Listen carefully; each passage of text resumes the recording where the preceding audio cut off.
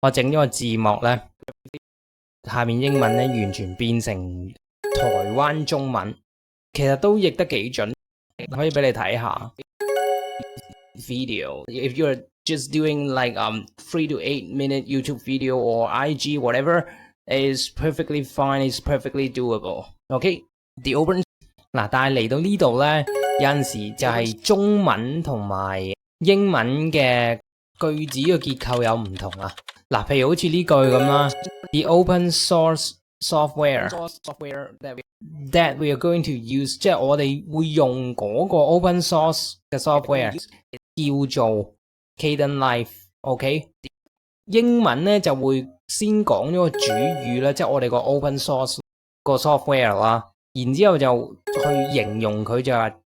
that we are going to use， 呢個係形容我個 open source software 嘛，係咪？咁而呢個 open source 嘅 software 最終嘅結果咧就係等於另一個名叫做 Kdenlive。OK，is called Kdenlive， 即係成句嘢就係話 the open source software is called Kdenlive， 係咪？中間呢句 that we are going to use 咧，嚴格嚟講啦，可以掹走佢，我都唔影響我句嘅意思嘅。咁但係我喺中文嗰度咧，我就唔可以話開源軟體，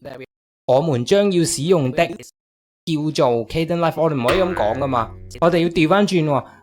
我們將要使用的開源軟體叫做 Kdenlive， 係咪啊？即係話 A、B、C 呢三個 element 裏面咧，英文咧就可以 A、B、C 咁樣去啦，但係中文咧就要係 B、A、C 咁樣去啦。廣東話我諗我會用多啲助語詞，例如係嗰個 open source software， 跟住咧我將開源軟體原本一個名詞，我將佢用嗰個即係 that 啊 these 啊呢啲咁樣咧，將佢變成一個形容詞，然之後咧再將佢連接成為英文嘅呢一個形容詞，即係 that we are going to use 咧，我哋就會用即係我哋用嗰個 software，OK，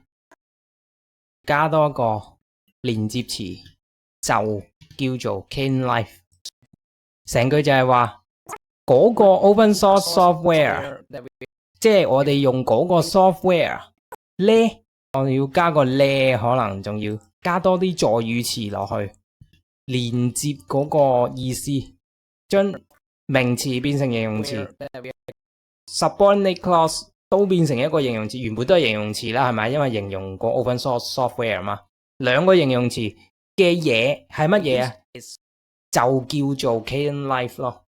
咁我覺得呢個係一個幾好嘅例子嚟嘅。好，今日係咁多先。